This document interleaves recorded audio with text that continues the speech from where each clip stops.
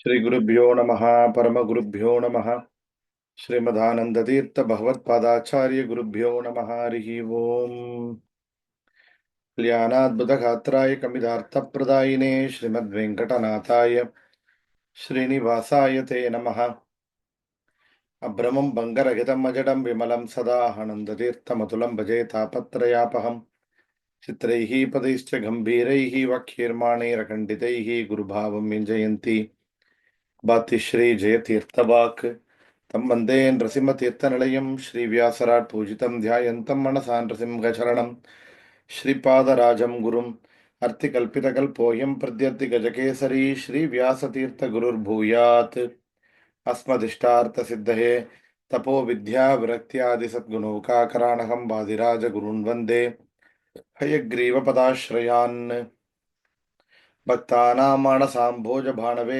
ಕಾಮಧೇನವೇ ನಮತಾಂ ಕಲ್ಪತರವೇ ಝೀಂದ್ರ ಗುರವೇ ನಮಃ ಪ್ರಣಮತ್ಕಾಮಧೇನುಂ ಚ ಭಜತ್ಸುರತರೂಪಮಂ ಶ್ರೀಭವಬೋಧಕೃತ್ಪಾದ ಚಿಂತಾಮಣಿಂ ಉಪಾಸ್ಮಹೇ ಪೂಜ್ಯಾಯ ರಾಘವೇಂದ್ರಾಯ ಸತ್ಯಧರ್ಮರತಾಯ ಚ ಭಜತಾಂ ಕಲ್ಪವೃಕ್ಷಾಯ ನಮತಾಂ ಕಾಮಧೇನವೇ ಆಪಾದಮೌಲಿಪರ್ಯಂತಂ ಗುರೂಣಾಮಾಕೃತಿಂ ಸ್ಮರೇತೇನ ವಿಘ್ನಾಃ ಪ್ರಣಶ್ಯಂತಿ ಸಿದ್ಧ್ಯಂತಿ ಚ ಮನೋರಥಾಃ ಶ್ರೀ ಗುರುಭ್ಯೋ ನಮಃ ಹರಿ ಓಂ ಮದ್ವೇಷ ಜಾಯಿನ್ ಮಾಡಿದ್ಯಾ ಅದೇನಪ್ಪ? ಹೌದು ಆಚಾರ್ಯ. ಈತ ನಾವು ಒಂದು ಗುರುಗಳ ನೋಡ್ತಾ ಬರ್ತೇವಲ್ಲವಾ, ನಮ್ಮ ಆಚಾರ್ಯರ ಬಗ್ಗೆ ನಾವು ಇನ್ನು ಡೀಟೇಲ್ ಆಗಿ ನೋಡ್ಲಿಲ್ಲ. ಜಸ್ಟ್ ಅಲ್ಲಲ್ಲಿ ನಾವು ಇಂಟ್ರಡಕ್ಷನ್ ಕೊಟ್ಟಿದ್ದೆವು. ಪ್ರತ್ಯೇಕವಾಗಿ ಶ್ರೀಮನ್ ಮಧ್ವಾಚಾರ್ಯರ ಚರಿತ್ರವನ್ನ ನೋಡಬೇಕು ಅಂತ ನಮ್ಮ ಸಿಲೆಬಸ್ ರಿಂದವೇ ಇದೆ. ಇದನ್ನು ಇವತ್ತು ನಾವು ಪ್ರಾರಂಭ ಮಾಡೋಣ, ಸರಿಯಾ? ಈ ವಾರದಲ್ಲಿ ನಮಗೆ ಮಾರ್ಗಶೀರ್ಷ ಮಾಸ ಕೃಷ್ಣ ಪಕ್ಷ ಅಮಾವಾಸ್ಯ, ಅದು ಹನುಮತ್ ಜಯಂತಿ, ಹನುಮಂತ ದೇವರ ಹುಟ್ಟಿದ ದಿನ ಹಂಗಂತ ನಾವು ಪೂಜೆಗಳನ್ನ ಮಾಡ್ತೇವೆ ಇಲ್ಲವಾ? ಅದು ಒಂದು ಉಡುಪಿ ಪ್ರಾಂತ್ಯದಲ್ಲಿ ಬೇರೆ ಸಂಪ್ರದಾಯ ಇದೆ, ಚೈತ್ರ ಮಾಸದಲ್ಲಿ ಅವರುಗಳು ಮಾಡ್ತಾ ಇದ್ದಾರೆ. ಇಲ್ಲಿ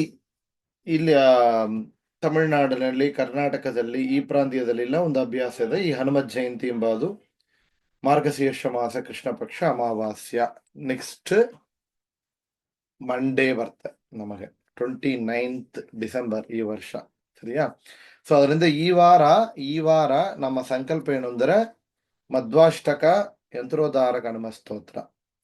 ಮಧ್ವಾಷ್ಟಕ ಲಾಸ್ಟ್ ಕ್ಲಾಸ್ ಬಂದವರು ಕೊಂಚ ಆಲ್ಮೋಸ್ಟ್ ಎಲ್ಲ ಬಂದಿದ್ರು, ಮತ್ತು ರಿವಿಷನ್ ಮಾಡಿದೆವು. ಸೊ ಅದರಿಂದ ಮಧ್ವಾಷ್ಟಕನು ಯಂತ್ರೋದ್ಧಾರಕ ಹನುಮ ಸ್ತೋತ್ರನು ಎಲ್ಲಾರನ್ನೇ ಈ ಒಂದು ವಾರ ಆವರ್ತಿ ಮಾಡ್ತಾ ಬನ್ರಿ. ಸರಿಯಾ? ನಾವೀಗ ಮಧ್ವಾಚಾರ್ಯರ ಚರಿತ್ರೆ ನೋಡೋಣ. ಅಭ್ರಮಂ ಬಂಗರಹಿತಂ ಅಜಡಂ ವಿಮಲಂ ಸದಾ ಆನಂದ ತೀರ್ಥ ಮತುಲಂ ಭಜೆ ತಾಪತ್ರಯಾಪಹಂ. ಎಲ್ಲರೂ ಪ್ರಾರ್ಥನಾ ಮಾಡಿಲ್ರಿ? ಅಭ್ರಮಂ ಬಂಗರಹಿತಂ ಅಜಡಂ ವಿಮಲಂ ಸದಾ ಆನಂದ ತೀರ್ಥಂ ಅತುಲಂ ಭಜೆ ತಾಪತ್ರಯಾಪಹಂ.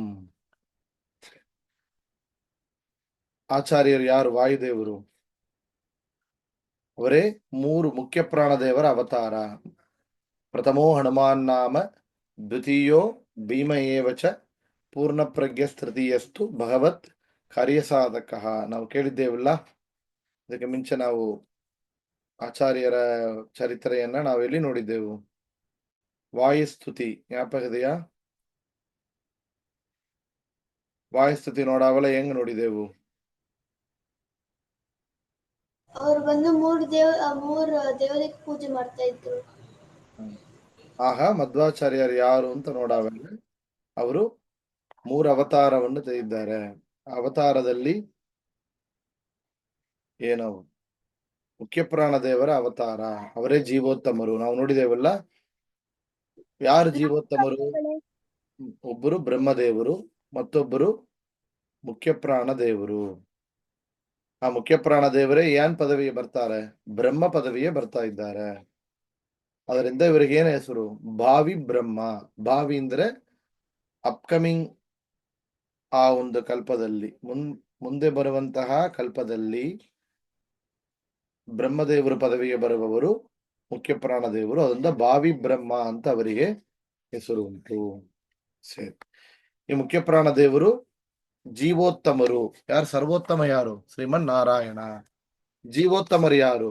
ಮುಖ್ಯ ಪ್ರಾಣ ದೇವರು.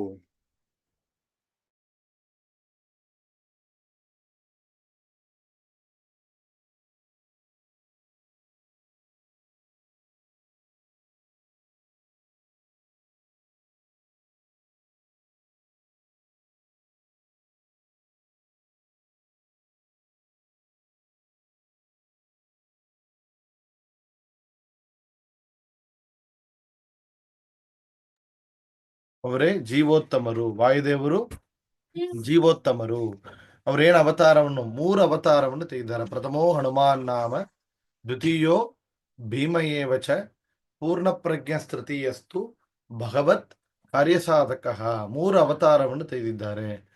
ತ್ರೇತಾಯುಗದಲ್ಲಿ ರಾಮದೇವರಿಗೆ ಸೇವೆ ಮಾಡ್ಲಿಕ್ಕಾಗಿ ಹನುಮಂತ ದೇವರಾಗಿ, ಶ್ರೀರಾಮಂ ಹನುಮತ್ ಸೇವ್ಯಂ, ಶ್ರೀಕೃಷ್ಣಂ ಭೀಮಸೇವಿತಂ, ಶ್ರೀವ್ಯಾಸಂ ಮಧ್ವಸಂಸೇವ್ಯಂ ನಮಾಮಿ ಜ್ಞಾನ ಸಿದ್ಧಯೇ.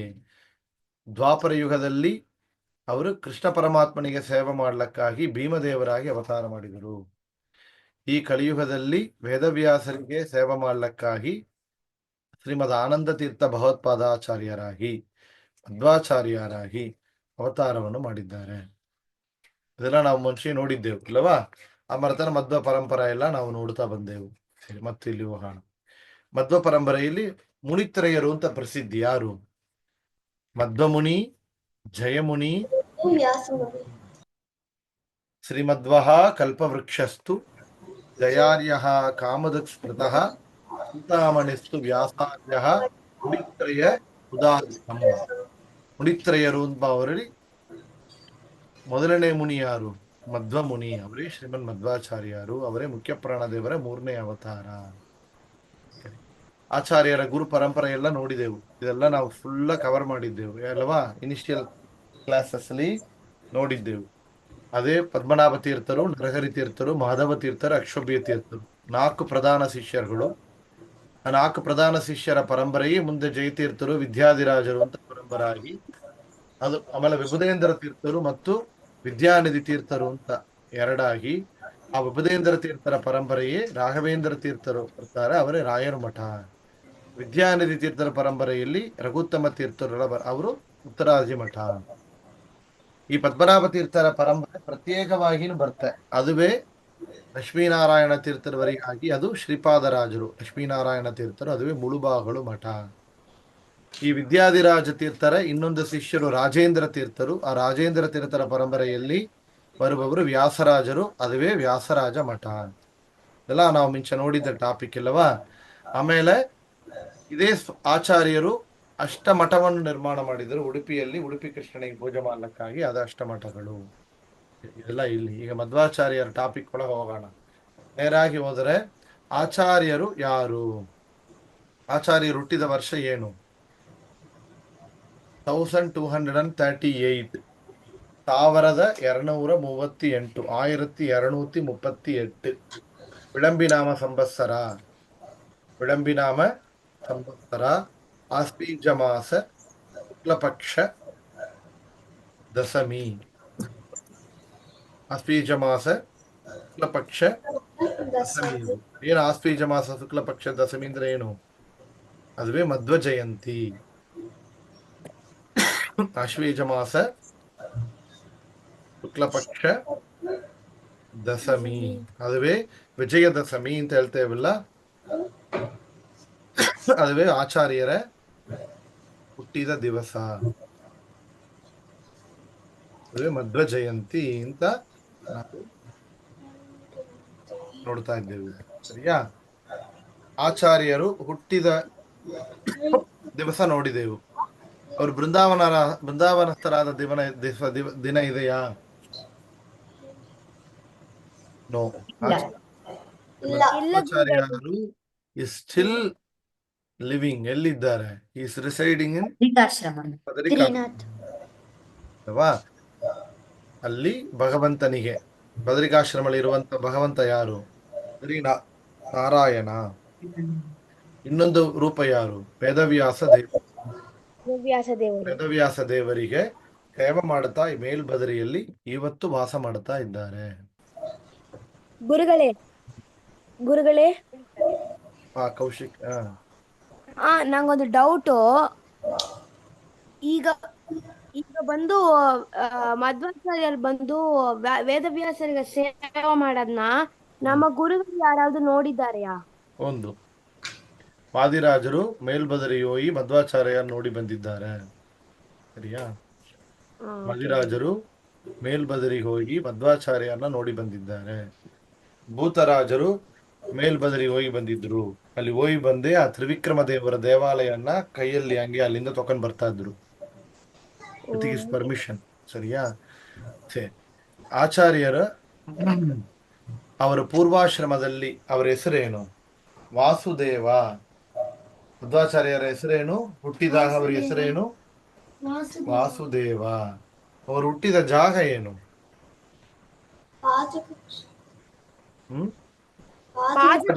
ಪಾಜಕ ಕ್ಷೇತ್ರ. ಏನದು?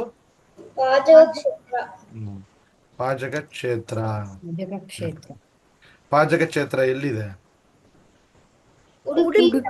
ಉಡುಪಿಯಲ್ಲಿ ಹತ್ರ ಇದೆ. ಉಡುಪಿ ಹತ್ರ ಇರುವಂತಹ ಕ್ಷೇತ್ರ ಪಾಜಕ ಕ್ಷೇತ್ರ. ಸರಿ. ಮಧ್ವಾಚಾರ್ಯರು ತಾಯಿ ತಂದೆಯರ ಹೆಸರೇನು? ತಂದೆಯ ಹೆಸರು ಮಧ್ಯಗೇಹ ಭಟ್ಟರು. ಮಧ್ಯಗೇಹ ಭಟ್ಟರು ಅಂತ ಪ್ರಸಿದ್ಧಿ. ಆ ಊರ್ಲಿ ನಾಡಿಲ್ಲಾಯ ತೋಟಂದಿಲ್ಲಾಯ ಹಿಂಗಂತೆಲ್ಲ ಹೆಸರಿರೋದು. ಇದು ಮಧ್ಯಗೇಹ ಭಟ್ಟರು ಎಂಬುದು ಏನು?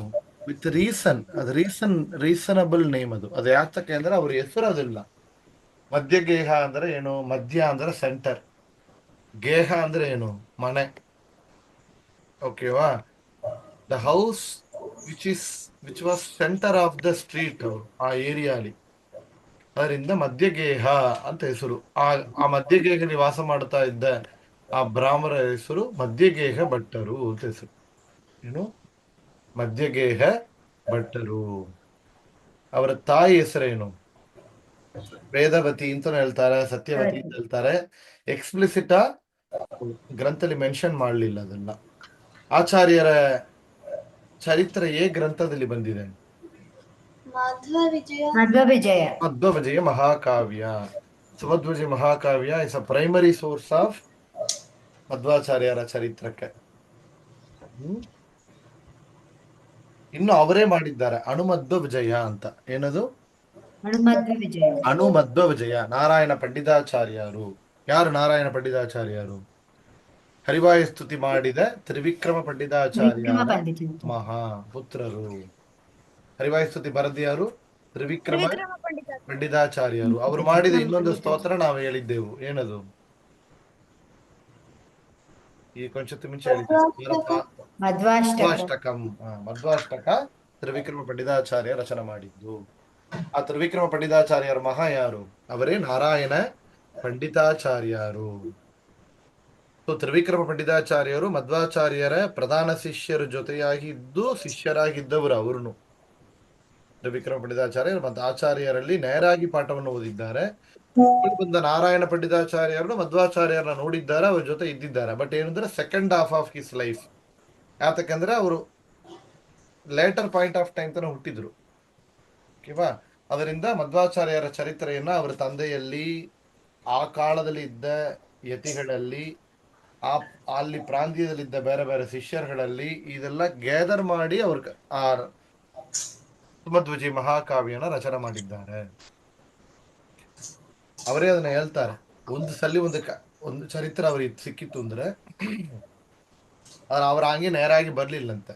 ಮತ್ತು 4 times 5 times ಬೇರೆ ಬೇರೆ ಅವರಲ್ಲಿ ಫಸ್ಟ್ ಕನ್ಫರ್ಮ್ ಮಾಡಿಕೊಂಡು ಬರೆದಿದ್ದಾರೆ.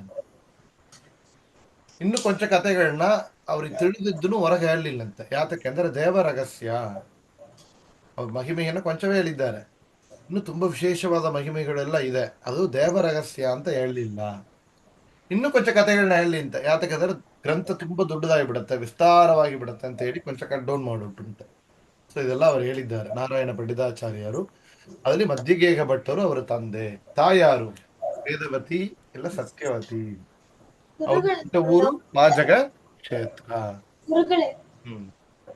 ನಮ್ಮ ಮಧ್ವ ಸಿದ್ಧಾಂತದಲ್ಲಿ ಋಷಿ ಐ ಮೀನ್ ಲೈಕ್ ತೀರ್ಥರು ಬಂದು ದಂಡಿಯ ಗ್ರಂಥಗಳು ಬರೆದಿದ್ದಾರೆ. ಇಲ್ಲ. So, ವಾದಿರಾಜರು ಮತ್ತು ವಿಜಯೇಂದ್ರರು 104 ಗ್ರಂಥಗಳು. ವಾದಿರಾಜರು ತುಂಬಾ ಬರ್ತಾರೆ, ವಾದಿರಾಜರ ಲೆಕ್ಕವೇ ಇಲ್ಲ. ಯಾ ನೆಕ್ಸ್ಟ್ ಇದ್ರಲ್ಲಿ ಏನಂದ್ರೆ ಮಧ್ವಾಚಾರ್ಯರ ತಮ್ಮಂದರು ವಿಷ್ಣು ತೀರ್ಥರು, ಅವರ ಹೆಸರೇನು?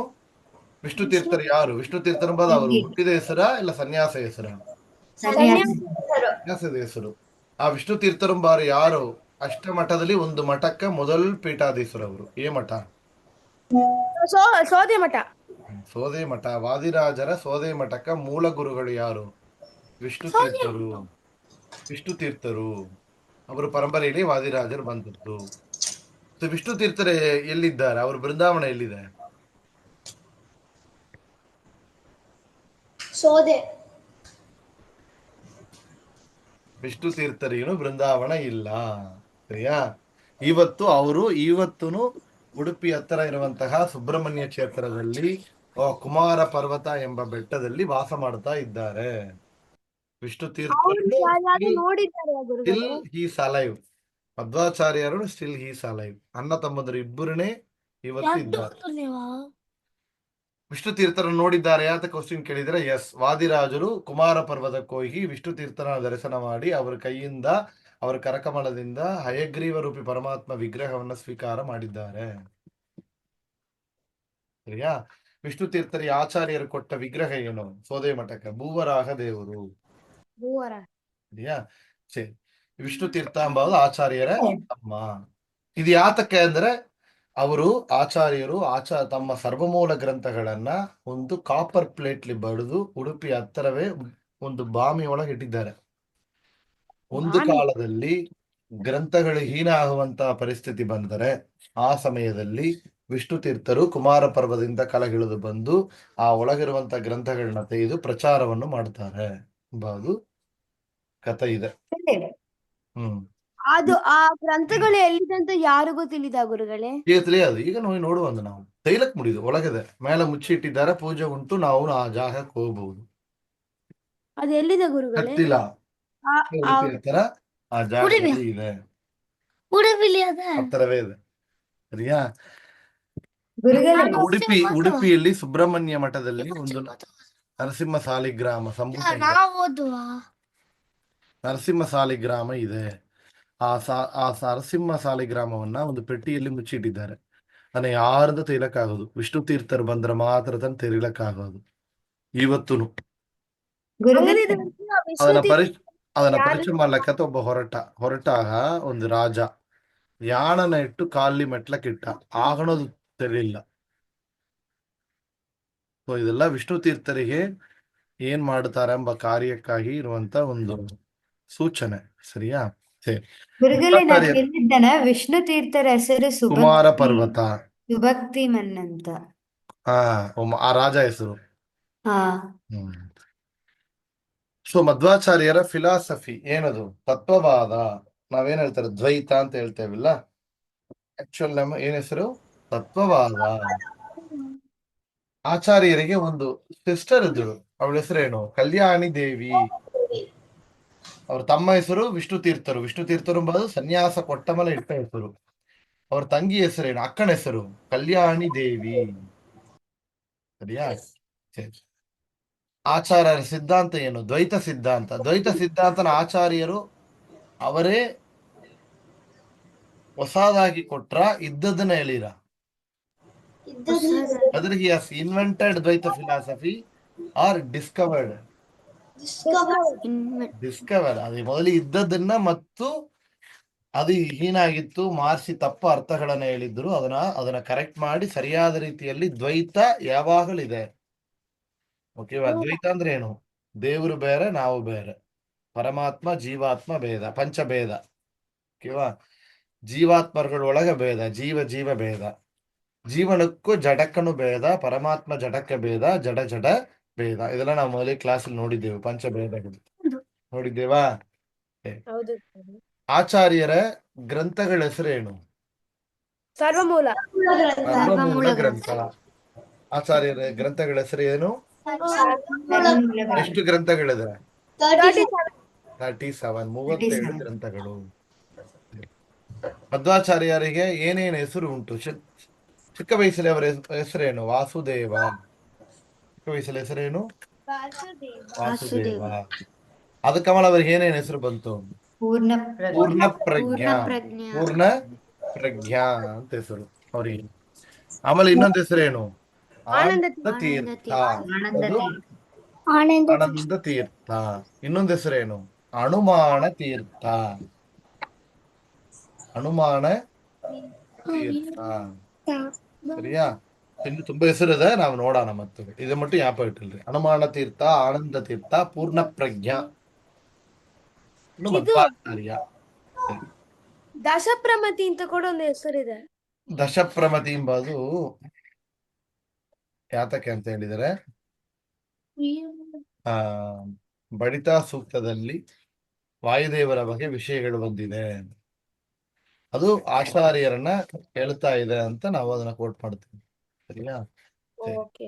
ಮಧ್ವಾಚಾರ್ಯರು ಎಲ್ಲಿ ನೋಡಿದೆವು? ಪಾಜಕ ಕ್ಷೇತ್ರ ಎಲ್ಲಿದೆ? ಉಡುಪಿ ಹತ್ತಲಿ ಇದೆ ಅಂತ ನೋಡ್ಬಿಟ್ಟೆವು. ಅವ್ರ ಗುರುಗಳ ಹೆಸರು ಏನು? ಅಚ್ಯುತ ಪ್ರೇಕ್ಷರು. ಅಚ್ಯುತ ಪ್ರೇಕ್ಷಾಚಾರ್ಯರು. ಅಚ್ಯುತ ಪ್ರೇಕ್ಷಾಚಾರ್ಯರು. ಅವರು ಯಾರ ಅವತಾರ ಅಚ್ಯುತ ಪ್ರೇಕ್ಷರು? ಅವರು ಯಾರ ಅವತಾರ ಅಂತ ತಿಳಿಲ್ಲ, ಆದರೆ ಅವರ ಬಗ್ಗೆ ಒಂದು ಚರಿತ್ರೆ ಇದೆ. ಏನು? ಮಧ್ವಾಚಾರ್ಯರಿಗೆ ಅವರು ಗುರುವಾಗಿರ್ಲಕ್ಕ ಹೆಂಗ ಅವರ ಒಂದು ಪುಣ್ಯ ಸಿಕ್ಕಿತ್ತು? ಮಧ್ವಾಚಾರ್ಯರಿಗೆ ಅವರು ಗುರು. ಮಧ್ವಾಚಾರ್ಯರಿಗೆ ಸನ್ಯಾಸ ಕೊಟ್ಟದು ಯಾರು? ಅಚ್ಯುತ ಪ್ರೇಕ್ಷರು. ಅಚ್ಯುತ ಪ್ರೇಕ್ಷರಾಗಿ ಸನ್ಯಾಸ ಕೊಡಬೇಕಾದರೆ ಅವರಿಗೆ ಅಷ್ಟು ಪುಣ್ಯ ಎಲ್ಲಿಂದ ಬಂತು? ಅವರು ತನ್ನ ಪೂರ್ವ ಜನ್ಮದಲ್ಲಿನೂ ಕೂಡ ಅವತಾರದಲ್ಲಿನೂ ಒಂದು ಸನ್ಯಾಸಿಯಾಗಿ ಇದ್ದರು. ಆ ಸನ್ಯಾಸಿಯಾಗಿದ್ದ ಕಾಲ ಏನು ಅಂದ್ರೆ ದ್ವಾಪರ ಯುಗ. ಆಗ ವನದಲ್ಲಿ ಎಷ್ಟು ಲಕ್ಷಾಂತರ ಸನ್ಯಾಸಿಗಳು ಇದ್ರಂತೆ. ಆ ಸನ್ಯಾಸಿಗಳಿಗೆಲ್ಲ ಅಲ್ಲಿ ಭಿಕ್ಷೆಯನ್ನು ಹಾಕಿದ್ಯಾರು ಅಂದ್ರೆ ಭೀಮಸೇನ ದೇವರು, ದ್ರೌಪದಿ ದೇವಿಯರು. ಸೂರ್ಯ ಕೊಟ್ಟ ಅಕ್ಷಯ ಪಾತ್ರನ ಇಟ್ಟುಕೊಂಡು ಎಷ್ಟೋ ಲಕ್ಷಾಂತರ ಸನ್ಯಾಸಿಗಳಿಗೆ ಭಿಕ್ಷೆಯನ್ನು ಕೊಡ್ತಾ ಇದ್ರು. ಯಾರು? ಭೀಮಸೇನ ದೇವರು. ಭಗವಂತನಿಗೆ ನೈವೇದ್ಯ ಮಾಡಿ ದ್ರೌಪದಿ ತನ್ನ ಕರಕಮಲದಿಂದ ಬಿಡಿಸ್ತಾ ಇದ್ದುಂತೆ. ಅದಲ್ಲಿ ದ್ರೌಪದಿ ಕರಕಮಲದಿಂದ ಅನ್ನವನ್ನ ಸ್ವೀಕಾರ ಮಾಡಿದ್ದು ಯಾರು? ಅಚ್ಯುತ ಪ್ರೇಕ್ಷರು ತನ್ನ ಪೂರ್ವ ಅವತಾರದಲ್ಲಿ. ಅದರ ಪುಣ್ಯ ಭಾರತೀ ದೇವಿ ಅವತಾರವಾದ ದ್ರೌಪದಿ ದೇವಿ ಕೈಯಿಂದ ಊಟ ಮಾಡಿದ ಪುಣ್ಯ, ವಾಯುದೇವರು ಪೂಜೆ ಮಾಡಿ ನೈವೇದ್ಯ ಮಾಡಿ ಕೊಟ್ಟ ಅನ್ನವನ್ನು ಸ್ವೀಕಾರ ಮಾಡಿದ ಪುಣ್ಯ ವಾಯುದೇವರಿಗೆ ಗುರುಗಳಾಗಿ ಬರುವಂತಹ ಸ್ಥಾನ ಆಗಿತ್ತು. ಅನ್ನದ ವಿಶೇಷ ಒಳ್ಳ ದೇವರ ಪ್ರಸಾದವನ್ನು ಸ್ವೀಕಾರ ಮಾಡಿದರೆ ಎಷ್ಟು ಪುಣ್ಯ ಆಗುತ್ತೆ ಅನ್ನೋದಕ್ಕೆ ಇದು ಒಂದು ಎಕ್ಸಾಂಪಲ್. ಗುರುಗಳೇ, ಅದರ ಬಂದು ದ್ರೌಪದಿ ಬಂದು ಪಾರ್ವತಿಯೋಡ ಅವತಾರ ಅಂತ ಕೂಡ ತಾನೇ ಹೇಳ್ತಾರೆ. ದ್ರೌಪದಿ ಒಳಗೆ ಬೇರೆ ದೇವತೆಗಳಿದ್ದಾರೆ. ಯಾರ್ಯಾರು?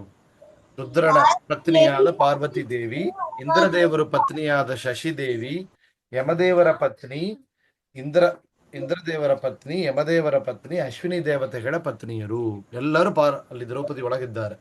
ಆದರೆ ದ್ರೌಪದಿ ಯಾರೋಡ ಅವತಾರ? ಸಾಕ್ಷಾತ್ ಆಗಿ ಭಾರತೀ ದೇವಿಯರ ಅವತಾರ. ಯಾಕೋ ಅವ್ರು ಅಷ್ಟು ಬಂದ್ರೇನೋ ಭಾರತೀ ದೇವಿ ಬಂದಿದ್ದಾರೆ. ಹೋಗೋಣ, ಈಗ ಟಾಪಿಕ್ ಡಿವಿಯೇಟ್ ಆಗಿದೆ. ಓಕೆ, ನಾವು ಮಹಾಭಾರತ ನಾ ಕವರ್ ಮಾಡ್ತಾರೆ. ಶಾಪ ಇತ್ತು. ಆ ದೇವಿಯರಿಗೆ ಶಾಪ ಪರಿಹಾರ ಆಗಲಕ್ಕಾಗಿ ಅವರುಗಳು ಭಾರತೀ ದೇವಿಯರ ದೇಹದಲ್ಲಿ ಅವರು ಸೇರಿಕೊಂಡಿದ್ರು. ಸರಿಯಾ? ಡೌಟ್ ಇದೆ ಗುರುಗಳೇ. ಅಚ್ಯುತ ಪ್ರೇಕ್ಷರು ಬಂದು ತತ್ವವಾದನ ಫಾಲೋ ಮಾಡಿರಾ? ಇಲ್ಲ, ಅಚ್ಯುತ ಪ್ರೇಕ್ಷರು ಅದ್ವೈತಿ. ಪರಮಾತ್ಮ ಜೀವಾತ್ಮ ಒಂದು ಅಂತ ಹೇಳುವಂತಹ ಸಿದ್ಧಾಂತ.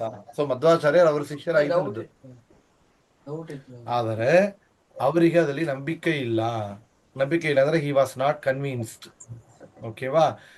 ಸೊ ಅವ್ರ ಗುರುಗಳು ಹೇಳಿದ್ರಂತೆ, ಅವ್ರ ಗುರುಗಳೇನು ಅದಲ್ಲಿ ಸಿದ್ಧಿ ಆಲಂತೆ ನಾನೇ ದೇವರು ಬಾದ ಅವ್ರ ಗುರುಗಳೇನು he has not realise that he himself was the god ಅಂತ ರಿಯಲೈಸ್ ಮಾಡ್ಲಿಕ್ಕೆ ಆಗಲಿಲ್ಲ. He could not realise.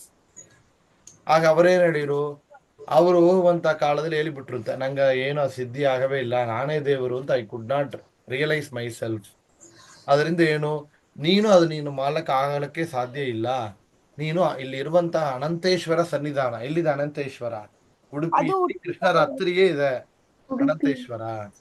Ananteshwara ಲಿಂಗ ರೂಪದಲ್ಲಿ ಇರುವಂತಹ ಅನಂತ ಪದ್ಮನಾಭ ದೇವರು. ಅನಂತ ಪದ್ಮನಾಭ ದೇವರಲ್ಲಿ ನೀನು ಸೇವೆಯನ್ನು ಮಾಡ್ತಾ ಇರು. ನಿಂಗೆ ಒಳ್ಳ ಶಿಷ್ಯ ಮೂಲಕ ಒಂದು ಮಾರ್ಗದರ್ಶ ಆಗಲಿ ಅಂತ ಹೇಳಿ ದೇವರಲ್ಲಿ ಪ್ರಾರ್ಥನೆ ಮಾಡು ಅಂತ ಹೇಳ್ತು ಹೋಯ್ತು ಅಚ್ಯುತ ಪ್ರೇಚರ ಗುರುಗಳು. ಏನಾಯ್ತು, ಅಚ್ಯುತ ಪ್ರೇಚರ ಏನ್ ಮಾಡಿರು? ಸೇವೆ ಮಾಡ್ತಾ ಇದ್ರು. ಸರಿಯಾ? ಇದೆಲ್ಲ ಬರ್ತಾ ಹಿಂದರ ಕತೆ, ನಾ ಬರಾವಳ ಕವರ್ ಮಾಡ್ತಾನೆ. ಸರಿ, ಇದೆಲ್ಲಂಗ ಬೇರೆ ಏನು, ನಾವು ಇದರಿಂದ ಆರಂಭಿಸೋಣ. ಇದೇ ತಾನೆ, ಓಕೆವಾ? ಫಸ್ಟ್ ಪಿಕ್ಚರ್ ನೋಡ್ರಿ. ಏನಾಯ್ತು, ಇಲ್ಲಿ ಅಚ್ಯುತ ಪ್ರೇಚರು ಅನಂತೇಶ್ವರ ಸನ್ನಿಧಾನದಲ್ಲಿ ತಪಸ್ಸು ಮಾಡ್ತಾ ಇದ್ದಾರೆ. ಆ ಊರಿನಲ್ಲಿ ಅನಂತೇಶ್ವರ ಸನ್ನಿಧಾನ ತಿಳಿತಿಯಲ್ಲಿ, ಈ ಅನಂತೇಶ್ವರ ಸನ್ನಿಧಾನ ಗುಡಿಯಲ್ಲಿ ಒಂದು ಮೂಕ ಕಾಲು ನಡಿಲಕ್ಕ ಬರಲಾದವನಿಗೆ, ಹ್ಯಾಂಡಿಕ್ಯಾಪ್ಡ್, ಬಾಯಿ ಮಾತಾಡಲಕ್ಕ ಬರುದು ಅಂತ ಅವ ಗಡ ಅಂತ ಇಲ್ಲಿರ ಸ್ತಂಭ ಮೇಲೆ ಹತ್ತಿದ. ಹೆಂಗ ಹತ್ತಿದ ನೋಡ್ರಿ, ಕಾಣಿಸ್ತೀಯ ಪಟದಲ್ಲಿ? ಕಾಣಿಸ್ತಿ? ಅವ ಹೇಳಿದಂತೆ 2 ಕೈನ ಮೇಲೆ ತೂಕಿ ಆವೇಶದಿಂದ ಮೇಲೆ ಹತ್ತಲಕ್ಕಾಗದು ಅಂದ್ರೆ ಹತ್ತುಟ, ಮಾತಾಡಲಕ್ಕಾಗದು ಮಾತಾಡಿದ. ಎಲ್ಲಾರು ಕೇಳ್ರಿ, ಈ ಊರಿನಲ್ಲಿ ಒಂದು ಒಂದು ಮಹಾಪುರುಷರ ಅವತಾರವನ್ನು ಮಾಡ್ತಾನೆ ಹೇಳಿ ಅನಂತೇಶ್ವರ ಸನ್ನಿಧಾನದಲ್ಲಿ ಗುಡಿಯಲ್ಲಿ ಹೇಳಿ ಕೆಳಗಿಳಿದು ಬಂದ. ಆಮೇಲೆ ಅವಂದ ನಡಿಲಕ್ಕಾಗಲ್ಲ, ಮಸ್ತ್ ಮಾತು ಬರ್ಲಿಲ್ಲ. ದೇವರ ಆವೇಶದಿಂದ ಒಳಗ ನುಗ್ಗಿ ಮಾತಾಡಿಸಿದ್ದಾರೆ. ದೇವರು ಬಂದಿದ್ದಾರೆ. ಸರಿಯಾ? ಅದ್ ಯಾವ ದೇವರು? ಅನಂತ ಪದ್ಮನಾಭ ದೇವರೇ. ಸರಿಯಾ? ನೆಕ್ಸ್ಟ್ ಏನಾಯ್ತು, ಇಲ್ಲಿ ಮದ್ದಿಗೆಗೆ ಭಟ್ರು ದಂಪತಿಗಳು ತಮಗೆ ಮಕ್ಕಳಾಗಬೇಕು ಅಂತ ಹೇಳಿ 12 ಇಯರ್ಸ್, ಎಷ್ಟು 12 ಇಯರ್ಸ್ ಸೇವೆ ಮಾಡ್ತಾ ಇದ್ರು. 12 ವರ್ಷ ಅನಂತ ಪದ್ಮನಾಭ ದೇವರಿಗೆ ಮದ್ದಿಗೆಗೆ ದಂಪತಿಗಳು.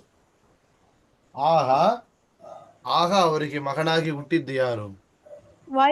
ವಾಯುದೇವರೇ ಮಗನಾಗಿ ಹುಟ್ಟಿದ್ರು. ಅವರಿಗೇನ ವರ ಇತ್ತ ಗುರುಗಳೇ? ಏನು? ಮಧ್ಯಕೇಗ ಭಟ್ಟರಿಗೂ ಅವರ ವೈಫ್ಗೆನ ವರ ಇತ್ತ? ವಾಯುದೇವರು ತಪಸ್ಸು ಮಾಡಿದ್ರಲ್ಲ ಎಷ್ಟು, ಹಂಗೆ 12 ವರ್ಷ ಕಾಲ. ಓಕೆವಾ? ಆಗ ವಾಯುದೇವರ ಅವತಾರವನ್ನು ಮಾಡಿದ್ರು. ಆಗ ಮೊದಲೇ ಅವರ ಗರ್ಭದಲ್ಲಿ ವಾಸ ಮಾಡ್ತಾ ಇದ್ದದ್ದು ಒಂದು ಜೀವ. ಆ ಜೀವನ ಹೊರಗೆ ಕಳಿಸಿ ಇವರು ಒಳಗೆ ನುಗ್ಗಿಬಿಟ್ರು. ಒಳಗೆ ಕಳಿಸ್ಬಿಟ್ರು ವಾಯುದೇವರಿ ಆ ಶಕ್ತಿ. ಇವರು ಪ್ರವೇಶವನ್ನು ಮಾಡಿದರು. ಆಗ ಅನಂತೇಶ್ವರ ಸನ್ನಿಧಾನದಲ್ಲಿ ಪ್ರವಚನ ಮಾಡ್ಲಿಕ್ಕೆ ದಿನಾಲು ಹೋಗ್ತಾರ ಮಧ್ಯಗೆ ಭಟ್ರು. ಪ್ರವಚನ ಮಾಡ್ತು ರಿಟರ್ನ್ ಬರಾವೆಲ್ಲ ಎಲ್ಲಿ ಇರುತ್ತೆ, ನಿಮಗೆ ಕೂಸು ಹುಟ್ಟಿದೆ ಅಂತ ಓಡಿ ಬರ್ತಾರಲ್ಲಿ. ಓಡಿ ಬಂದು ಪ್ರವಚನ ಆವತ್ತು ಅಲ್ಲಿ ಹೋಯ್ಟ್ರು ಅವರು. ಕೂಸು ಹುಟ್ಟ ದಿನನು ಪ್ರವಚನ ಮಾಡ್ಲಿಕ್ಕೆ. ಪ್ರವಚನ ಕೇಳಿ ಬರ್ತಾ ಇದ್ದಾರೆ. ಇಲ್ಲಿ ಕೂಸು ಹುಟ್ಟಿದೆ. ಆ ಕೂಸಿಗೆ ಏನ್ ಹೆಸರು ನಾಮಕರಣ ಮಾಡಿದರು? ವಾಸುದೇವ. ಏನ್ ಹೆಸರು? ವಾಸುದೇವ ಅಂತ ಹೆಸರು ಇಟ್ಟಿದ್ರು. ಗುರುಗಳೇ, ಮಧ್ವಾಚಾರ್ಯ ಹುಟ್ಟಕ್ ಮುಂಚೆ ಮಧ್ಯಗೆ ಭಟ್ಟರು ಬಂದು ಅದ್ವೈತಿಯ? ಮಧ್ಯಗೇಗ ಭಟ್ರು ಅಲ್ಲಿ ಆ ಪ್ರಾಂತ್ಯದಲ್ಲೇ ಅದ್ವೈತಿಗಳೇ. ಆದ್ರೆ ಅವರುಗಳೆಲ್ಲ ಮಧ್ಯಗೇಗ ಭಟ್ಟರಿಗೇನು ಇದು ಸರಿ ಇಲ್ಲ ಅಂತ ತಿಳಿತೆ. ಸರಿಯಾ? ವೈಷ್ಣವರಾಗಿದ್ದರು ಅವರು, ವಿಷ್ಣುನ ಆರಾಧನೆ ಮಾಡ್ತಾ ಇದ್ರು. ಸರಿಯಾ? ಓಕೆ, ಹಂಗಿದ್ರು ಸರಿಯಾದ ಮಾರ್ಗ ಕೊಡೋರು ಅಲ್ಲಿ ಯಾರಿಲ್ಲ. 100% ಪ್ಯೂರ್ ಜ್ಞಾನ, ತತ್ವಜ್ಞಾನವನ್ನು ಕೊಡುವವರು ಇಲ್ಲ ಅಲ್ಲಿ. ಯಾತಕ್ಕೆಂದ್ರೆ ಸುತ್ತೀಲು ಏನು ಅದ್ವೈತವೇ ಪ್ರಚಾರವಾಗಿದೆ, ತಪ್ಪು ಪಾಠಗಳು ಪ್ರಚಾರವಾಗಿದೆ. ಆಗ ವಾಯುದೇವರ ಅವತಾರ ಮಾಡ್ತಾರೆ. ಗುರುಗಳೇ, ಅವ್ರು ಅದ್ವೈತಿಯಾಗಿದ್ರೆ ಯಾಕೆ ತಪಸ್ಸು ಮಾಡಿರು? ವಿಷ್ಣು ವೈಷ್ಣವರವರಲ್ಲ. ಸರಿಯಾ? ದೇವರು ಅನಂತೇಶ್ವರ ಸನ್ನಿಧಾನ ಆಗ ನೋಡಿರ ಅಚ್ಯುತ ಪ್ರೇಚರು ಅದ್ವೈತಿಗಳೇ.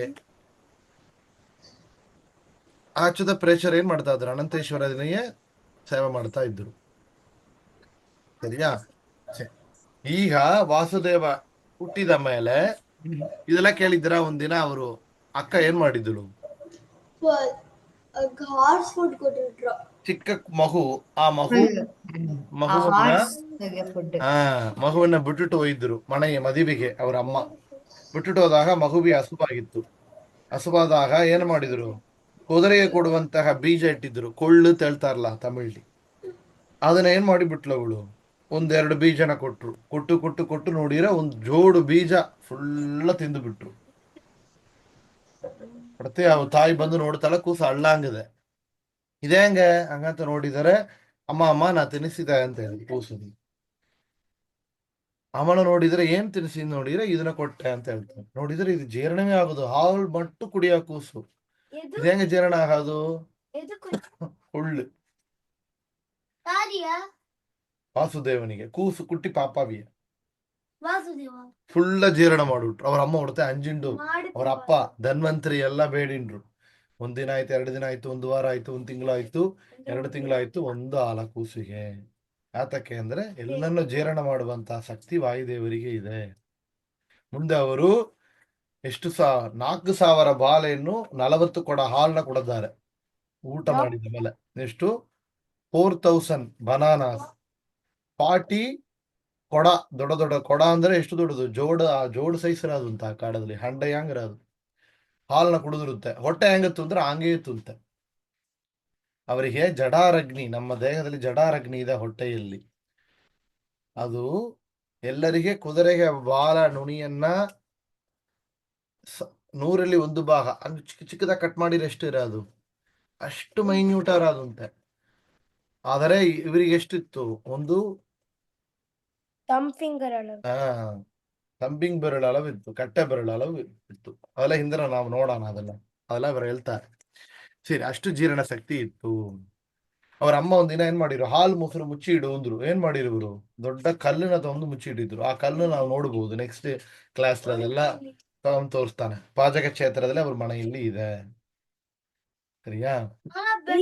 ಅದು ಒಳಗಿರೋ ಹಾಲು ಏನಿರೋದು? ಇದೇ ಕಥೆನ ಯಾರ ಕೇಳಿರ. ಆ ಕಾಲದಲ್ಲಿ ಜೋಡಿಲ್ಲ, ದೊಡ್ಡ ದೊಡ್ಡ ಪಾತ್ರೆ ಎಲ್ಲ. ಆಮೇಲೆ ಚಿಕ್ಕ ಮಗುವ ಇದ್ರ ಆಡ್ಲಕ್ಕ ಹಾವಲ ಎಲ್ಲಿ ಹೋಗಾರೆ ಹಾಲ್ನೆ ಅವರು. ಒಂದಿನ ಚಿಕ್ಕ ಮಗು ಅಕ್ಷರಾಭ್ಯಾಸ ಮಾಡಿದರು. ಅಕ್ಷರಾಭ್ಯಾಸ ಮಾಡಿದರೆ ಏನ್ ಮಾಡಾರು, ಶ್ರೀ ಬರಿಯಾರು, ಆ ಬರಿಯಾರು. ಇವರು ಒಂದಿನ ಬರದ ಅಕ್ಷರಣ ನೆಕ್ಸ್ಟ್ ಡೇ ಬರದ್ರಪ್ಪ ನಂಗೆ ರಿಪೀಟ್ ಮಾಡುವರ್ರಿ ಇಂದ್ರಂತೆ. ಯಾತಕ? ಅಷ್ಟು ಒಂದು ಜ್ಞಾನ ಅವರಿಗಿತ್ತು. ಏಕಸಂತಗ್ರಾಹಿ, ಒಂದು ಬಾರಿ ಹೇಳಿದರೆ ಪೂರ್ತಿಯಾಗಿ ತಿಳಿಯುವಂತ ಜ್ಞಾನ. ರಾಯರಿಯೇ ಇತ್ತುಂತೆ. ಇವರು ಭಾರತೀ ಪತಿ.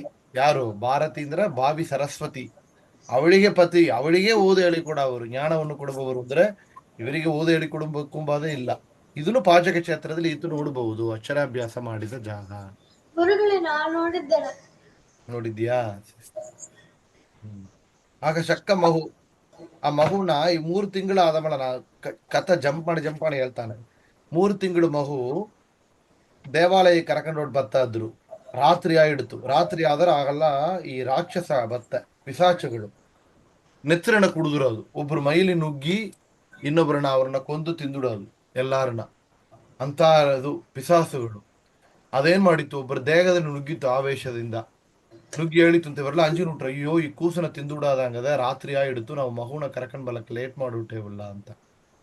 ಆಗದು ಮಾತಾಡಿತ್ತುಂತೆ. ಏನು ಅಂದ್ರೆ, ನಾವು ನಿಮ್ಮ ಎಲ್ಲರನ್ನ ತಿರ್ಲಕ್ಕಿದ್ದೆ, ಅದನ್ನ ನಿಮ್ಮ ಇವರೇ ನಡೆಸಿಬಿಟ್ರು. ಈ ಕೂಸನ್ನ ನಾವು ಕಾಪಾಡಿಸಕೂದು ನಡೆಸಿದ್ರು. ಆ ವಾಸುದೇವ ಏನ್ ಹೇಳಿತ್ತು, ಈ ಕೂಸುತ್ತ ನಿಮ್ಮನ್ನ ಕಾಪಾಡಿಸ್ತಾ ಇದೆ, ಆ ಕೂಸನ್ನ ನೋಡಿ ಅಂಜಿಂಡು ನಾವು ನಿಮ್ಮನ್ನ ಎಲ್ಲ ಬಿಟ್ಟು ಹೋಗ್ತಾ ಇದ್ದೇನೆ ಅಂತ ಹೇಳಿದ್ರು. ವಾಯುದೇವರು ನೋಡಿ ಎಲ್ಲ ಅಂಜಿ ನುಡಿತು, ಪಿಸಾಚೆಲ್ಲ. ಯಾ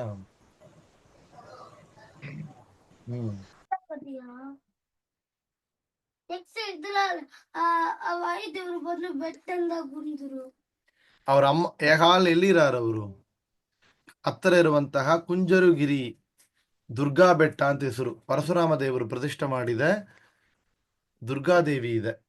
ಅಲ್ಲಿ ತನ ಒಯ್ ಕುಟುಂಬ ಇರುತ್ತೆ. ಹಾಲನು ವಾಸುದೇವ. ಒಂದಿನ ಅವ್ರ ಅಮ್ಮ ಕರೆದ್ರು ವಾಸುದೇವ ಅಂತ.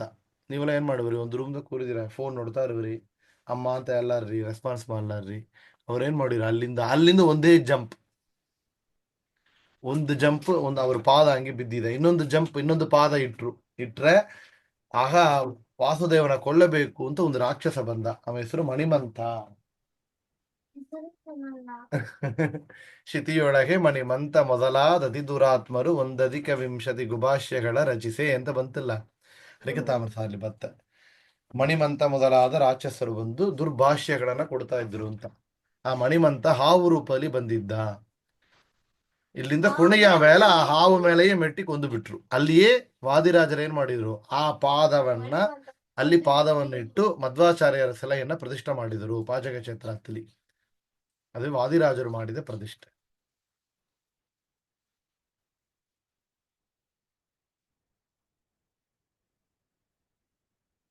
ಹ್ಮ್ ಇದು ಇಷ್ಟುವರೆಗೆ ಸಾಕು, ಸರಿಯಾ? ಯಾಕಂದ್ರೆ ನಾನು ತುಂಬಾ ಲೇಟ್ ಮಾಡ್ಲಿಲ್ಲ. ಮತ್ತು ನಾವು ಈ 2 days ಒಳಗೆ ಒಂದಿನ, ನಾಳೆ ಎಲ್ಲಾರು ಫ್ರೀಯಾ? ಗುರುಗಳೇ. ನಾಳೆ ಇನ್ನು ಮತ್ತು ತುಂಬಾ ಕಥೆಗಳನ್ನ ನಾ ಇನ್ನು ಪಿಕ್ಚರ್ಸ್ ಎಲ್ಲ ಹಾಕಿನ್ ಬರ್ತಾನೆ. ನಾಳೆ ಇನ್ನು ನೋಡೋಣ. ಯಾ ಸರಿ ಭಾರ್ಗವ್ ಬೆಳಿಗ್ಗೆ ನೋಡೋಣ ಅಂತ. ನಾಳೆ ಏನ್ ಟೈಮ್ ಬೇಕಾ ಎಲ್ಲಾರು?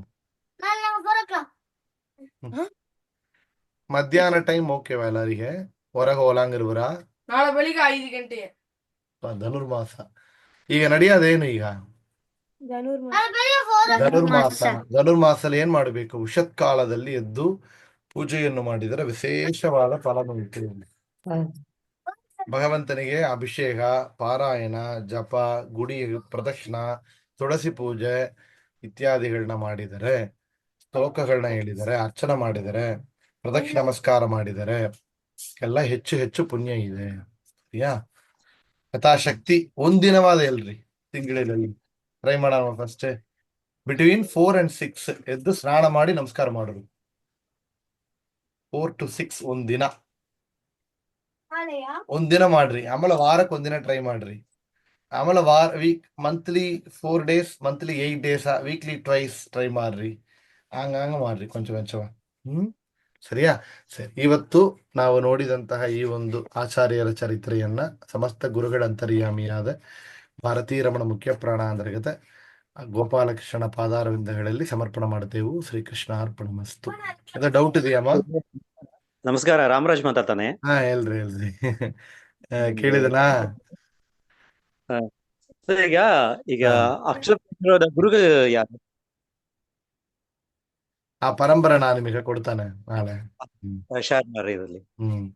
ಆ ಪರಂಪರೆ ಯಾರೋಡ ಪರಂಪರೆ? ಹಂಸನಾಮಕ ಪರಮಾತ್ಮನ ಪರಂಪರೆ. ಓಕೆ, ಇವ್ರು ಬಂದು ಅದ್ವೈತಿ ತಾನೆ? ಅದ್ವೈತಿಗಳು ತಾನೆ. ಅದಾவது ಏನಂದ್ರೆ ಆ ಪರಂಪರಾ ಅದ್ವೈತಿಗಳೆಲ್ಲ ಮಧ್ಯದಲ್ಲಿ ಎಲ್ಲ ಕನ್ವರ್ಟ್ ಆಗಿರ್ತಾರೆ. I think they are influenced. Okay, influence ಆಯಿಟ್ರು, but they are not convinced. ಈಗ ಅದ್ವೈತಿಗೂ ಬಂದು ಗುರುಗಳು ಬಂದು ಹಂಸನ ಪರಮಾತ್ಮ ಅಂತ ಅವರಿಗೂ ಅಂತ ಬರದ? ಹಾ ಆತನ ಹೇಳ್ತಾನೆ. ಸೊ ಹಂಸನಾಮಕ ಪರಮಾತ್ಮ ಅದು ದೇವರೇ ಅವತಾರ. ಹೌದು, ದೇವರೇ ಹೆಂಗ ತಪ್ಪು ವಿಷಯ ಹೇಳಾರು ಇಲ್ಲ. ಸೊ ಆತನ ಇನ್ಫ್ಲೂಯೆನ್ಸ್ಡ್ ಇನ್ ಬಿಟ್ವೀನ್ ಒಂದು ಪೀರಿಯಡ್ಲಿ ಇನ್ಫ್ಲೂಯೆನ್ಸ್ ಆಗಿದ್ದಾರೆ. ಅದಕ್ಕೆ ಅಂದ್ರೆ ಸುತ್ತಿಲು ಒಳ್ಳೆಯ ವಿಷಯ ಹೇಳುವವರೇ ಇಲ್ಲ. So there was a disconnect. ಅದನ್ನ ನಾವು ಫಸ್ಟ್ ಸರ್ಗ, ಪ್ರಥಮ ಸರ್ಗ ಹೇಳ್ತಾ ಇದೆ. ಹೆಂಗಿತ್ತು ಆಚಾರ್ಯರ ಅವತಾರ ಮಾಡಾವಲ್ಲ, ಹೆಂಗಿತ್ತು? ಸುತೀಲಿ ದುರ್ಭಾಷೆಗಳು ಮಾತ್ರ ಇತ್ತು. ಎಲ್ಲರಿಗೂ ಒಳ್ಳೆ ತಿಳುವಳಿಕೆ ಇಲ್ಲ, ಸುಜ್ಞಾನ ಇಲ್ಲ, ತತ್ವಜ್ಞಾನ ಯಾರಿಗೂ ಗೊತ್ತಿಲ್ಲ. ಸುತೀಲಿ ದುರ್ಭಾಷೆಗಳು ಮಾತ್ರ ಅದನ್ನೇ ಪ್ರಚಾರ ಮಾಡವರೇ ಇದ್ರು. ಸೊ ಇಂಥ ಒಂದು ಪರಿಸ್ಥಿತಿಯಲ್ಲಿ ಆಚಾರ್ಯರು ಅವತಾರ ಮಾಡಿದರು ಅಂತ ಬರುತ್ತೆ. ಸೊ ಅದರಿಂದ ಅದು ಇನ್ಫ್ಲೂಯೆನ್ಸ್ ತನದು. ಸೊ ಈಗ ನಮಗೆ ಸುತೀಲರವರೆಲ್ಲ ಈ ವಿಷಯವೇ ಹೇಳ್ತಾರೆ, ನಮಗೆ ಹೇಳಿಕೊಡೋರಿಲ್ಲ, ಡಿಸ್ಕನೆಕ್ಟ್ ಆಗಿದೆ. ನಾವೇನ್ ಮಾಡೋದು? ಮಾಧ್ವರು ಒಬ್ರು ಇದ್ದಾರೆ, ಸುತೀಲಿ ಮಾಧ್ವರೇ ಯಾರನ್ನೇ ಇಲ್ಲ, ಎಲ್ಲ ಬ್ರಾಹ್ಮರೇ ಯಾರಿಲ್ಲ. ಅವ್ರಿಗೇನ್ ಜಸ್ಟ್ ಲೋಕಲ್ ಕಾಳಿ ನಮಸ್ಕಾರ ಮಾಡ್ತಾ ಇದ್ದಾರೆ ಅಂದ್ರೆ ಇವನು ಕಾಳಿ ನಮಸ್ಕಾರ ಮಾಡ್ತಾ ಇದ್ದಾನೆ, ವಿಭೂತಿ ಇಟ್ಟಿರ್ತಾನೆ. ಸೊ ಮಾಧ್ವರ್ತಾನೆ. ಹೌದು, ಆ ರೀತಿ ಆಗಿಡುತ್ತೆ. ಆಗ ಇವರು ಅಪ್ಪ ಅಮ್ಮ ಎಲ್ಲವೇ ಬಂದು ಅದ್ವೈತಿಯ ಇದ್ದಾರೆ. ಅದ್ವೈತಿಗಳು ಅಂದ್ರೆ ದೇ ಆರ್ ಆಲ್ ಇನ್ಫ್ಲೂಯೆನ್ಸ್ಡ್. ಓಕೆವಾ? ಕಂಪ್ಲೀಟ್ ಆದ್ರೆ ತಪ್ಪು ಅಂತ ತಿಳಿತೆ. ವೈಷ್ಣವರು ಅವರೇ ಸರಿಯಾದ ರೀತಿಯಲ್ಲಿ ಪಾಠ ಹೇಳ್ತಾ ಇದ್ರು ಅಂತ ವಿಷಯನ ಹೇಳಿದ್ದಾರೆ. ಯಾತಕ್ಕೆ ಅಂದ್ರೆ ಅವರು ಪ್ರವಚನ ಮಾಡೋದನ್ನ ದೇವತೆಗಳು ಬಂದು ಕೇಳ್ತಾ ಇದ್ರು ಅಂತಿದೆ. ಸೊ ವೆನ್ ದೇವತೆಗಳು ರೆಕಗ್ನೈಸ್ ಮಾಡಿದ್ರು ಅಂದ್ರೆ ಅದು ಸರಿಯಾದ ಪಾಠ ಅಂತ ಅರ್ಥ. ಸರಿಯಾ? ಅದ್ರ 100% ಎಲ್ಲನೇ ಕರೆಕ್ಟ್ ಆಗಿ ತಿಳಿಲ್ಲ. ಸೊ ಈಗ ಏನಂದ್ರೆ ಹ್ಮ್. ಅಚ್ಯುತ ಪ್ರೇಚರ್ ಮಧ್ವಾಚಾರ್ಯರೇ ವಾಸುದೇವನಾಗಿದ್ದು ಕ್ವಶನ್ ಕೇಳಿದಾಗ ಹಾ. ಅವ್ರಿಗೆ ಆನ್ಸರ್ ತಿಳಿಲ್ಲ. ಅದರ ಇದು ಸರಿಯಾದ ಒಂದು ಬೇರೆ ಇದೆ ಅಂತ ತಿಳಿತ. ಅಚ್ಯುತ ಪ್ರೇಚರಿನ್ ಕೂಡ ಆ ಸ್ಥಿತಿ ಇತ್ತು. ಈಗ ಹೌದು, ಬಿಟ್ರೆ ಹೌದು. ಹಂಗಿದ್ರು ಅವ್ರಿಗೆ ಇದೆಲ್ಲ ತಪ್ಪು ಅಂತ ತಿಳಿತೆ, ಬಟ್ ಎದು ಸರಿ ಅಂತ ಹೇಳಕ್ಕೆ ಆಳಿಲ್ಲ. ಹಾಲಿಲ್ಲ.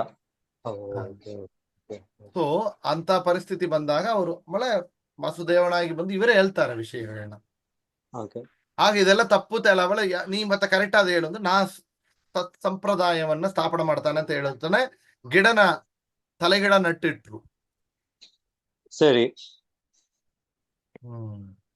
ಆ ಗಿಡ ಬೆಳಿತಿಲ್ಲ ಹಿಂದರ ಅವ್ರ ಮನೆಯಲ್ಲಿ. ಹೌದು, ನಾ ಹೌದು. ಹೇಳಿದ್ದು ಸತ್ಯವಾದ ಇದ್ದರೆ ಈ ಗಿಡ ಬೆಳೀತಾ ಅಂದ್ರು. ಹಾ. ಅದು ಮತ್ತೆ ಹೌದು, ಬೆಳೀತು. ಬೆಳೀತಾ ಇದೆ, ಸಿದ್ಧಾಂತ ತೋರಿಸ್ತಾರೆ. ಸ್ಥಾಪನೆ ಮಾಡೋದು ಹೆಂಗಪ್ಪ ಸಾಧ್ಯ ಅಂತ ಅವರಪ್ಪ ಕೇಳಿದ್ರು. ಸಾಧ್ಯ ಅಂದ್ರು. ಗಿಡ ಹಾ. ಇಟ್ರು ಮತ್ತು ಬೆಳೀತದು. ಓ. So ಇದೆಲ್ಲ ನಾವು ನೋಡೋಣ. ಇನ್ನು ಐ ಥಿಂಕ್ ಇದು ಒಂದು ಸೆಷನ್ ಮುಡಿಲಕ್ಕಾಗದು. ಕವರ್ ಮಾಡೋಣ ಅಂತಿದ್ದಾನೆ. ನಾ ಇನ್ನು ಕೊಂಚ ಪ್ರಿಪೇರ್ ಮಾಡ್ಲಕ್ ಮುಡಿಲ್ಲ. ಸೊ ಅಂದ ನಾನು ನೆಕ್ಸ್ಟ್ ಇನ್ನು ಪ್ರಿಪೇರ್ ಮಾಡೋಣ. ಗುರುಗಳೇ ಬರ್ತಾನೆ ಹೇಳ್ರಿ. ಬಿಸಿದಲ್ಲವಾ ಗುರುಗಳೇ? ಇಲ್ಲ ಈಗ ಇಲ್ಲ. ಹೇಳಪ್ಪ ಏನೋ ಕೌಶಿಕ ಯಾರದು? ಅರುಣವಿ. ಹಾ ಹೇಳಮ್ಮ ವರ್ಣವಿ. ನೀವು ವಿಷ್ಣು ತೀರ್ಥರ್ ಹೇಳಿಲ್ಲ, ಅವರ ಬೃಂದಾವನ ಮದನೂರಲ್ಲಿ ಇದೆ ಅಂತ ನಾ ಹಾ ಹಾ ಹೇಳಿದೆ. ಹಾ ಅದು ಇನ್ನೊಂದು ಮಾದನೂರು ವಿಷ್ಣು ತೀರ್ಥರು ಅಂದ್ರೆ ಅಡವಿ ಆಚಾರ್. ಓ, ಅವರ್ತನ ಭಾಗವತ ಸಾರೋದ್ಧಾರ ಅಂತ ಗ್ರಂಥ ಮಾಡಿದವರು. ಓಕೆ. ಅದು ರೀಸೆಂಟ್ ಆಯ್ತವರು. ಡಿಫ್ರೆಂಟ್. ಅವರು ಬಂದು ವಿತಿನ್ 200 years ಈ ಪೀರಿಯಡ್ ಇದ್ದವರು. ಓಕೆ. ಓಕೆವಾ? ಅವರು ಬಂದು ಯಾರು ಅಂದ್ರೆ ಅಟವಿ ಆಚಾರ್ ಅಂತ ಹೆಸರು ಅವರಿಗೆ. ಜಯತೀರ್ಥಾಚಾರ್ ಅಂತ ಹೆಸರು. ಅಟವಿ ಆಚಾರ್. ಹಾ.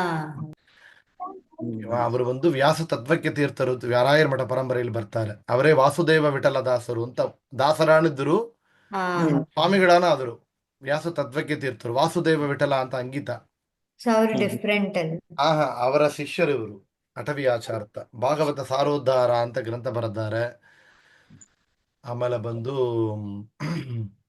ಚತುರ್ದಶಿ, ಷೋಡಶಿ, ಚತುರ್ದಶಿ ಅಂತೆಲ್ಲ ಗ್ರಂಥಗಳು ಬರೆದ್ದಾರೆ ಅವರೇ. ಅದು ಬೇರೆ ವಿಷ್ಣು ತೀರ್ಥರು. ಸರಿ. ಸರಿಮ್ಮ.